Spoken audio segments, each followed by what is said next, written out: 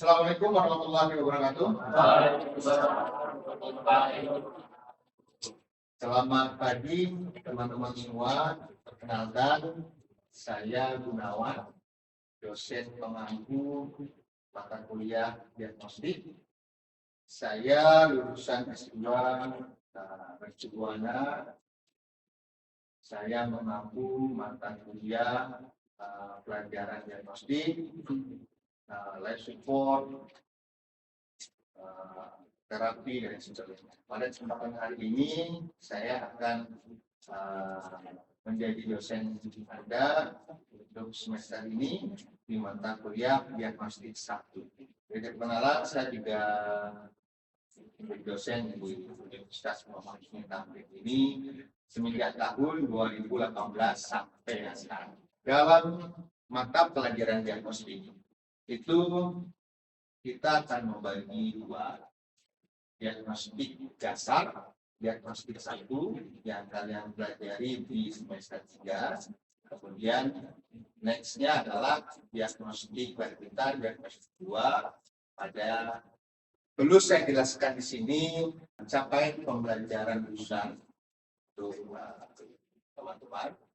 Yang pertama, teman-teman menguasai konsep teoritis pengetahuan dan keterampilan dasar di bidang peralatan diagnostik elektronik.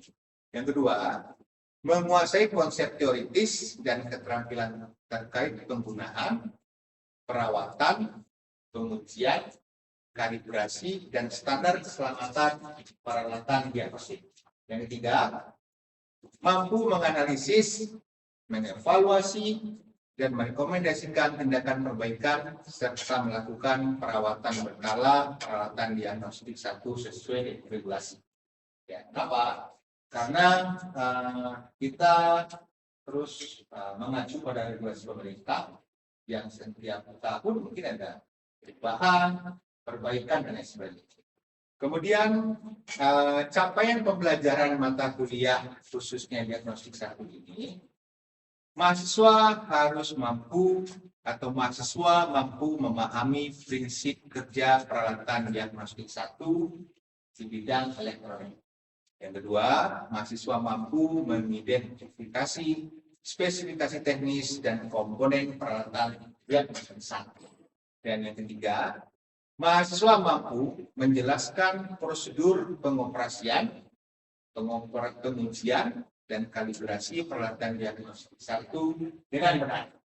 Jadi jangan sampai nanti tidak tahu cara penggunaannya dan lain sebagainya. Nanti kita akan belajar SOP yang sama. Nah, dalam diagnostik 1 ini kita akan mempelajari beberapa alat-alat elektromedis, di antaranya sphygmomanometer yang biasa disebut dengan tensimeter, kemudian amnioscope, baby scale, body weight scale, chamber acoustic test, examination lab, pulse oximeter, kemudian keratometer, kemudian laryngoscope, lensmeter, ophthalmoscope, otoscope, tonometer, dan ekotonometer. Ya, jadi insya Allah 14 peralatan elektromedik khususnya diagnostik ini akan kita pelajari. Perlu saya sampaikan tata tertib yang kita harus jalankan selama perkuliahan ini. Yang pertama, toleransi keterlambatan bagi dosen dan mahasiswa adalah 30 menit setelah jadwal seharusnya. Ya, jadi toleransi kita ada 30 menit. Berpakaian rapi dan sopan, baju berkerak dan bersepatu. Kemudian jika dosen berhalangan hadir, maka akan dijadwalkan pertemuan pengganti yang disepakati bersama. Nah, terkait dengan ujian, kuis, tugas susulan akan diberikan dengan menunjukkan surat keterangan yang jelas. Andai kata nih, salah satu dari teman ada yang mengalami sakit saat ujian, itu enggak masalah. Nanti kalian boleh mengikuti ujian susulan asalkan ditunjukkan bukti surat keterangan sakit dari dokter atau instansi terkait. pada kesempatan hari ini kita masuk pada materi pertama, yaitu peralatan speedmo manometer. Ya, biasa kita sebut dengan tensimeter. Ada yang sudah pernah dengar alat tensimeter ini? Sudah ya. Dan sebagian alat ini memang banyak kita temukan di pasaran. Ya. Masuk ke sejarahnya. Penemu dari speedmo manometer ini adalah Samuel ya pada tahun 1881 ya, kemudian pada tahun 1901 oleh Riva Rossi itu pada tahun 1896 oleh Riva Rossi itu ditemukan tensimeter air raksa ya, air raksa. Kemudian oleh rekannya Harvey pada tahun 1901 mulai dikembangkan secara besar-besaran di wilayah Amerika Serikat. Nah, jadi speedmo manometer ini dikenal sebagai pengukur tekanan darah, ya. Yang kita ukur apa? Tekanan darah sistol, tekanan darah diastol. Ya, jadi secara fungsi speedmo manometer ini adalah mengukur tekanan darah sistol dan diastol. Okay. Menurut standar Amerika Asosiasi, ya, seseorang itu dikatakan bertekanan darah anormal itu nilai sistolnya di bawah 120 dan nilai diastolnya di bawah 8. Ya. Kalau seandainya di atas itu ada yang namanya prehipertensi. Prehipertensi ini di antara 120 sampai dengan 139 mm saja untuk sistol. Untuk diastolnya dengan nilai 80 sampai dengan 89 mm. Di atas itu masuk dalam stage 1 hipertensi. Ya, stage 1 hipertensi nilainya berapa? 140 sampai dengan 159 untuk sistol. Dan diastolnya 90 sampai dengan 99 mm. Di atas itu masih ada lagi namanya hipertensi stage 2. Ya. Tekanan sistolnya lebih dari 160. Jadi kebayang ya, 160 kalau seandainya ada teman saudara kita darah 160 ini sudah sudah hipertensi karena sudah masuk dalam stage 2 hipertensi.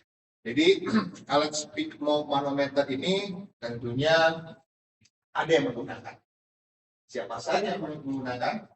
Pertama, itu adalah tenaga medis. Ya, jadi kategorikan tenaga medis siapa? Dokter, kemudian perawat, kemudian bidan, sebagainya. Kemudian pengguna selanjutnya adalah tenaga kesehatan lain. Ya, tenaga kesehatan lain ini seperti teman-teman kita yang ahli gizi, ya. Tentunya dia menggunakan speedmo manometer ini untuk mengukur tensi seseorang supaya dalam analisa diet gizi seseorang itu bisa dideteksi. Kemudian masyarakat umum, ya, masyarakat umum ini dibuktikan dengan ketika kita ke rumah saudara kita, itu di rumahnya ada speedmo manometer, ya kan? Atau mungkin pasangan suami istri yang suaminya hipertensi, sekarang dia sudah ada alat diagnostik ini atau tensimeternya di rumah. Nantinya dia bisa mengontrol dan dia bisa mengecek tekanan darah suami atau istrinya di rumah. Jadi nggak perlu bawa klinik. Ketika indikasi yang sudah masuk dalam stage tertentu, dia bisa menuju konsultasi kepada dokter atau ke klinik terdekat. Ya. Kemudian pengguna selanjutnya adalah mahasiswa dan pelajar. Ya, seperti teman-teman sekarang. Teman-teman hari ini kebetulan saya bawa speedmo manometernya.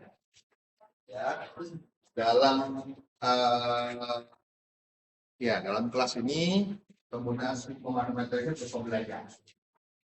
Ya, ini adalah alat speedmo manometer dengan jenis mana ya?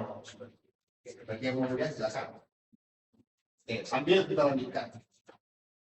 Kemudian stigmomanometer ini juga digunakan oleh peneliti. Lokasi penggunaan, ya.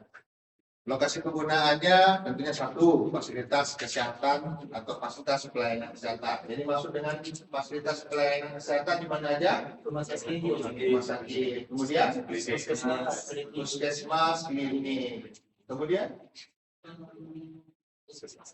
Kemudian dulu praktek dokter ya. Praktek dokter.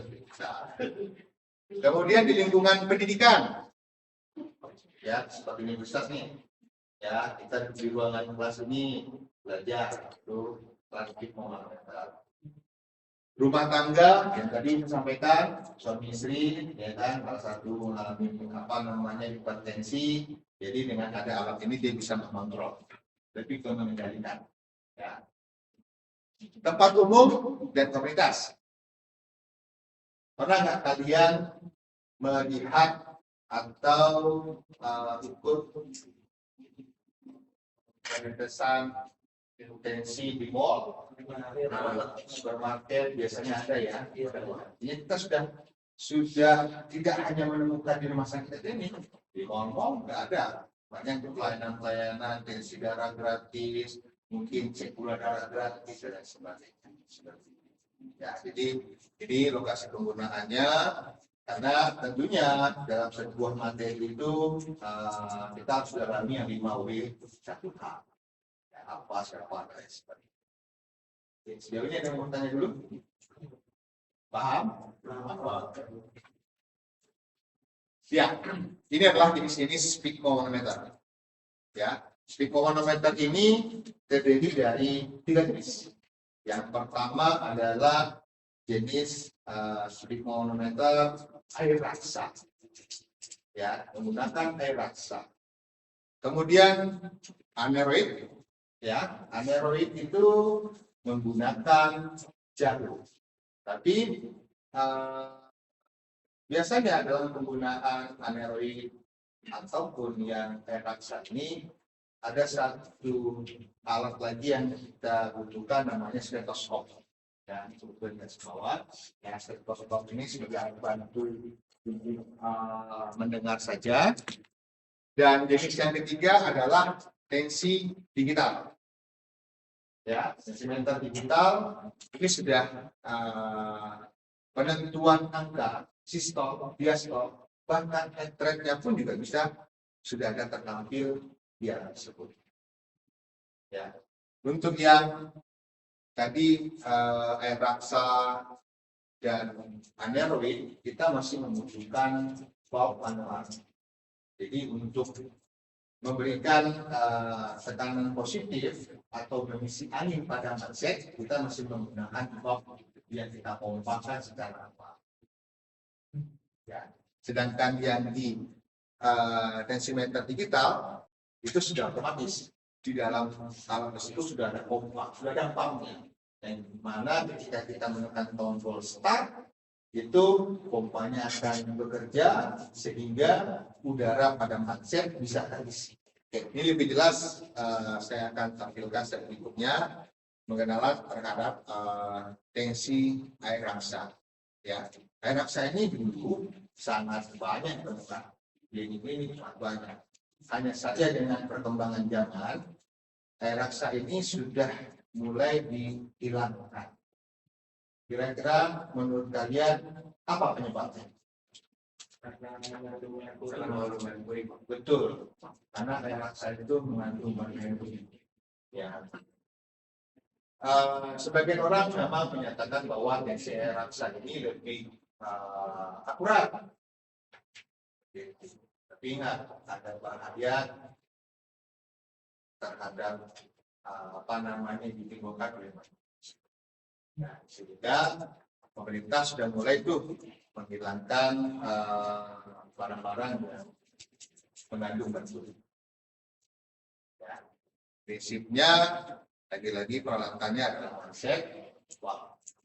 Ya, jadi si air raksa tersebut nanti akan terlihat tuh naik turunnya ketika kita memompa manset, ya, dia akan naik sampai dengan batas tertentu. Kita perhatikan turunnya sampai di titik mana atau sampai di angka berapa dia akan memberikan indikasi bahwa terdapat denyut.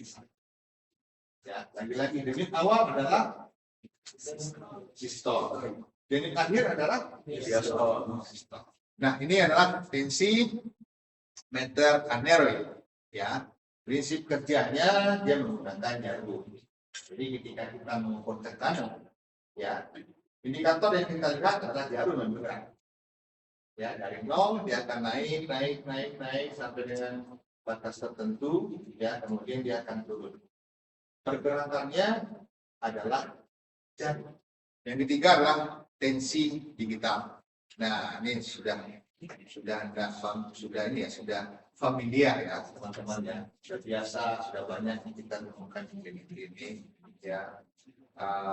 Di dalam dua gambar ini, yang sebelah kanan ini adalah yang sudah menggunakan pump otomatis. Ya, jadi ketika kalian tekan start, dia akan memberikan instruksi pada pompa untuk memompa, ya. Kemudian mansetnya akan terisi udara, kemudian pada angka tertentu dia akan stop, turun secara manual, turun secara perlahan, sehingga nanti akan terbaca sistol dan diastolnya. Ya, sistol dan diastolnya pada alat tensimeter ini itu menariknya kita tidak perlu mencatat karena angka tersebut sudah tertulis di display alat. Ya, ada stol, diastol dan juga check rate berapa jumlah saat jantung dalam 1 menit. Ya, kalau gambar sebelah kiri itu semi otomatis, artinya pembacaannya itu sudah tertampil. Kemudian yang tadinya ini air raksa, ini sudah berganti dengan display LED ya. Jadi air raksa digantikan dengan LED, naik turunnya itu bukan air raksa lagi, tapi sudah LED. Pompanya masih manual. Ini boleh dikategorikan perkembangan dari sistem air raksa. Ya, kita hilangkan air raksanya, kemudian membuat indikator angka, kita berikan indikatornya dari blok diagram. Ya, secara sederhana blok diagram dari peralatan Swissmom ini terdiri dari 4. Ya, tentunya ada pasien ya, ada pasien. Yang kedua ada cuff atau manset. Ya, yang ketiga ada pop. Yang keempat adalah pengukuran yang bisa berupa meter yang aneroid, yang tadi raksa berupa air raksa, ya seperti itu. Jadi ada meter yang mengukur. Ini untuk yang data aneroid. Ya, selang fungsinya adalah menghubungkan tuh dari top ke manset. Pengoperasiannya ya di sini terlihat gambar seorang laki-laki, kemudian perempuan ini dokter atau medis yang sedang mengukur. Ya, ini alat yang digunakan adalah alat jenis aneroid. Ya, dia membutuhkan stetoskop ya untuk membantu mendengarkan denyut atau detak sistol dan diastol. Ini adalah cara SOP pengoperasian. SOP ini harus saya bacakan dengan benar, karena kesalahan SOP juga akan mempengaruhi pembacaan. Kesalahan SOP juga akan mempengaruhi diagnosa dari sebuah. Jadi pertama, periksa kantong karet. Ya, manset harus dicek ada kebocoran atau tidak, bersih atau tidak, masih ada gelembung atau tidak. Yang kedua, stetoskop yang tadi digambar itu harus diposisikan pada lipatan siku. Ya, di awalnya kita harus mengetahui posisinya atau posisi arterinya di mana. Kemudian kantong tersebut kita pompa. Ya, setelah kalian pompa, jangan lupa untuk ditutup. Ada keran atau valve yang fungsinya untuk mengunci udara. ya, sehingga nanti si udara yang sudah terpompa itu tidak terbuang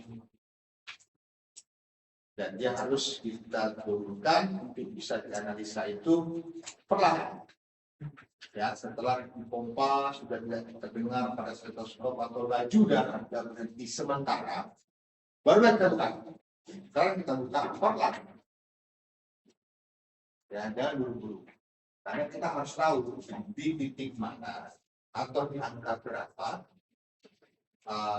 sistol tersebut teridentifikasi. Kita tunggu sudah teridentifikasi sistol, kita tunggu sampai teridentifikasi diastol.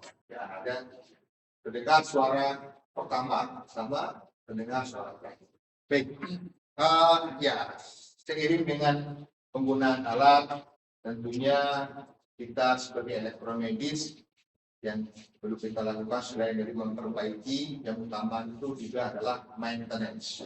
Ya, jadi ada preventive maintenance. Ya, berdasarkan teknik, sphygmomanometer ini dikategorikan risiko yang cukup rendah. Jadi berbeda dengan ventilator. Ventilator itu risikonya tinggi. Kalau sphygmomanometer ini masih dalam kategori rendah, sehingga untuk melakukan tindakan preventive maintenance ini interval waktunya minimal setiap 12 bulan. Kemudian dalam uji fungsi, ya di gambar tersebut ada alat yang perlu kita siapkan. Ya, tentunya ada unit under test atau di sini kita sebutkan dengan sphygmomanometer. Kemudian ada Y konektor. Kemudian ada bulb, ada simulator lengan, sama manset atau cup. Ya, ini gambarnya. Proses pertamanya bagaimana? Kita harus cek dulu nih pemeriksaan fisik awal. Ya, pemeriksaan fisik awal ini kita harus cek dulu mansetnya, ada bocor atau tidak, sobek atau tidak, kotor atau tidak. Ya, jangan sampai dengan manset yang kotor nanti akan menularkan infeksi dari satu pasien ke pasien yang lain. Ketika manset tersebut sudah kotor, kita harus bersihkan atau mungkin cuci kulitnya atau mungkin ganti. Kemudian perhatikan juga selang. Ini selang ini risiko sekali dengan keretakan dan juga putus. Ya, ini harus kita cek dari ujungnya sampai pangkalnya, sudah cek ada kebocoran atau tidak. Ya, secara visual kita lihat ini. Kemudian valve ini yang fungsinya adalah membantu memberikan tekanan positif yang untuk mengisi manset. Ya, ini adalah visualnya. Jarum juga perlu dilihat posisinya di 0 atau tidak. Kalau seandainya posisinya tidak di 0, maka kita harus melakukan adjustment. Ya.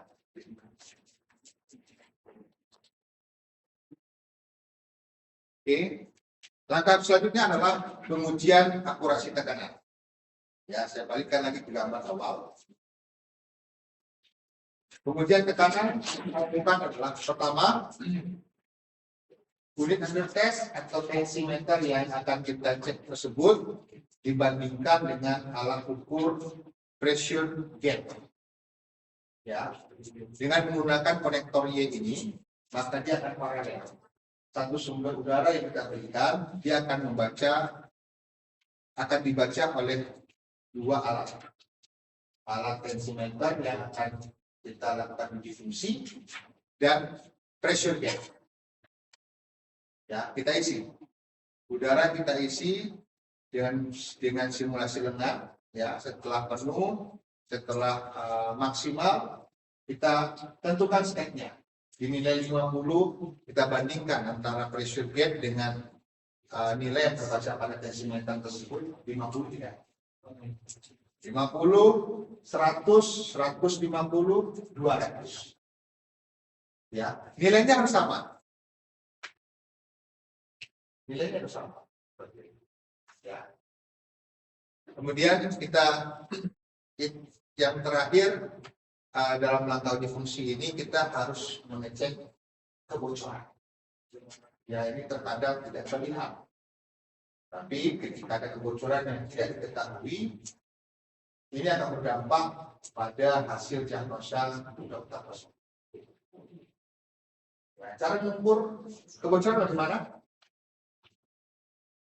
Oke, cara mengukur kebocorannya adalah kita isi full ya ukur di tekanan 500 mm Hg.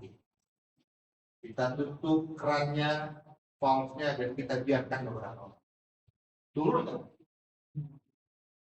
Ya, kalau turunnya cepat berarti sudah bisa kita duga ada kebocoran. Baik kebocoran pada manset, baik kebocoran pada selang, ataupun kebocoran pada valve. Seperti itu. Oke, itu presentasi materi saya ke hari ini. Sekarang kita masuk pada sesi tanya jawab.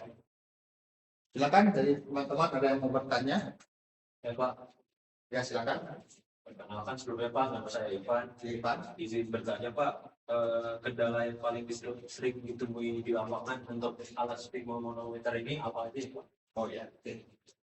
Permasalahan yang sering terjadi itu biasanya untuk air raksa itu ketika kita berikan pompa, ya, kemudian air raksa tersebut akan ada lompang-lompang seperti ada gelombang. Kalau itu terjadi, faktor penyebabnya adalah air raksa yang sudah berkurang.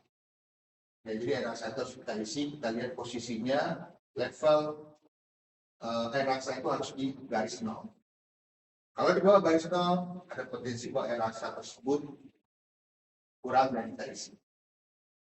Ya, pada alat yang jenis anaeroid itu sering terjadi kerusakan itu pada valve.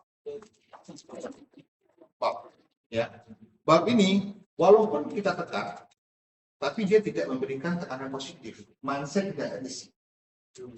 Ya, permasalahannya adalah di poin belakang.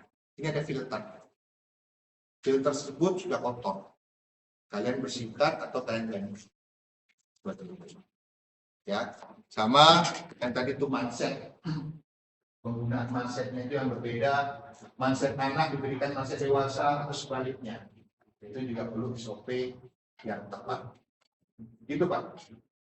Baik Pak. Oke, ada lagi satu lagi. Mungkin ada pertanyaan? Saya Silakan. sebelumnya perkenalkan nama saya Zidan. Kalau dari jenis tensimeter tadi kan salah satunya ada yang tensimeter digital. Ya. Rasa saya itu kan akan sulit kalau membandingkan antara tensimeter yang satu dengan tensimeter yang lain, itu nilainya akan sama, itu akan sulit. Ya. Yang ingin saya tanyakan itu ada nggak sih Pak semacam standar atau deviasi untuk angkanya? Kalau ada itu seberapa besar untuk perbandingan angkanya tersebut? Baik. Masih tidak. Jadi nilai deviasi yang distandarkan oleh metode kerja ya Avanza Gas itu lebih kurang plus minus 3 mm Hg. Ya, ketika nilai tersebut menyimpang jauh untuk 11 mm Hg, ketika kita bandingkan alat tensimeter kita dengan alat kalibrator, bedanya jauh, maka alat tersebut harus dilakukan adjustment. Karena tidak boleh ketika alat tersebut nilai deviasinya tinggi, dikhawatirkan nanti akan berpengaruh pada diagnosa yang diberikan pada pasien. Jadi kurang lebih 3 mm. 3. Terima kasih. Oke, cukup? Oke, terima kasih atas perhatiannya, waktunya kepada teman-teman. Semoga pelajaran kita hari ini, materi yang diberikan itu bermanfaat dan bermanfaat buat diri kalian dan juga bermanfaat buat masyarakat. Saya jadi pertemuan pada ini. Wabillahi taufiq wal hidayah. Assalamualaikum warahmatullahi wabarakatuh.